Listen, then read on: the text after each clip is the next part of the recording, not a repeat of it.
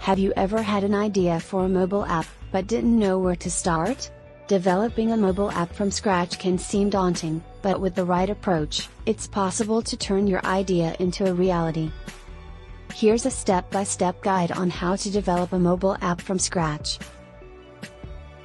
Before you start developing your app, you need to have a clear idea of what problem it solves and who your target audience is. Conduct market research and analyze your competitors to identify your unique value proposition.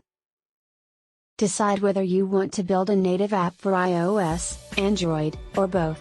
Each platform has its own development requirements and user base, so choose the one that best aligns with your target audience. Design a user-friendly and visually appealing interface for your app. Use wireframes and mockups to plan the layout and flow of your app. This is where the real work begins.